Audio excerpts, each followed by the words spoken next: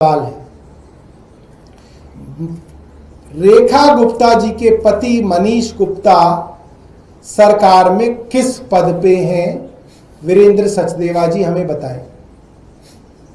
और अगर वो सरकार में किसी पद पे नहीं है तो किस हैसियत से वे सरकारी अधिकारियों की और सीनियर अधिकारियों की मीटिंग ले रहे हैं? जब भी आप विधायक बनते हैं, मंत्री बनते हैं, मुख्यमंत्री बनते हैं, एक बहुत पायस और एक बहुत इंपॉर्टेंट इवेंट होता है जिससे पहले आप कुछ नहीं कर सकते। उसको कहते हैं शपथ, गोपनीयता की शपथ, पद की शपथ, सत्यनिष्ठा की शपथ, संविधान की शपथ। वो शपथ रेखा गुप्ता जी को कराई गई है। वो ओथ उनके पति मनीष गुप्ता जी ने नहीं ली है। जब शपथ पद की रेखा गुप्ता जी ने ली है तो सरकारी कामों के ऊपर डिस्कशन और आदेश उनके पति कैसे दे सकते हैं? ये संभव ही नहीं है। ये कानूनी रूप से पूरी तरीके से इलीगल है, गैर कानूनी है। ये भारतीय जनता पार्टी की घर की पंचायत नहीं है। जो सीरियल आता है पंचायत, फुलेरा की पंचायत, जिसके अंदर नीना गुप्ता जी हैं, प्रधान जी हैं, और एक उनके पति हैं, प्रधान पति हैं।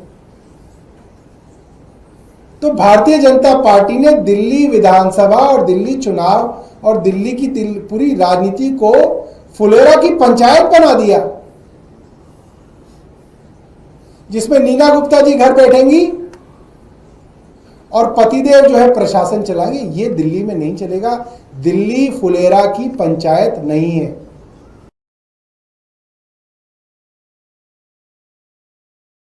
राजधानी दिल्ली में सियासी जंग चल रही है। एक तरफ आम आदमी पार्टी ने गंभीर आरोप लगाए हैं और तस्वीरें दिखाई हैं किस तरह से रेखा गुप्ता के पति मीटिंग लेते हुए नजर आ रहे हैं। दिल्ली की मुख्यमंत्री रेखा गुप्ता के पति मनीष गुप्ता की मीटिंग लेने का दावा करने वाली आम आदमी पार्टी सरकार पर लगातार हमलावर है। सौरभ भारद्वाज ने प्रेस कॉन्फ्रेंस कर रेखा गुप्ता को रबर स्टैंप सीएम बताया। इसके अलावा सौरभ ने पिछली दिल्ली की महिला मुख्यमंत्रियों का उदाहरण दिया है। अब इस पूरे मामले पर भारतीय जनता पार्टी के दिल्ली के चीफ बयान देते हुए नजर आए हैं।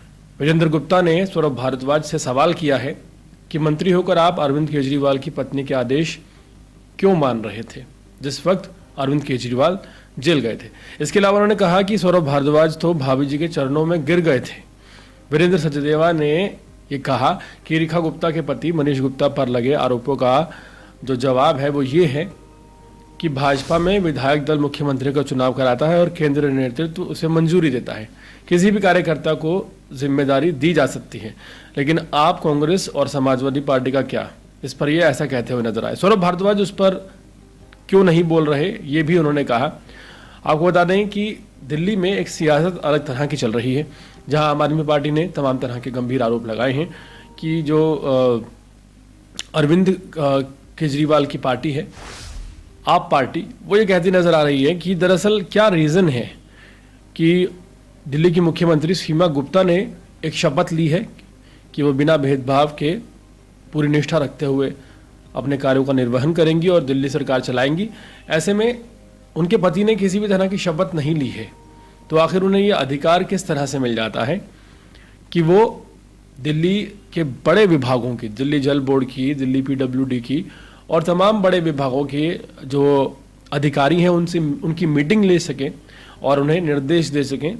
इस बात का क्या ऑथेंटिक रीज़न है और किस बात की अथॉरिटी दिल्ली की सीएम के पति को दी गई है?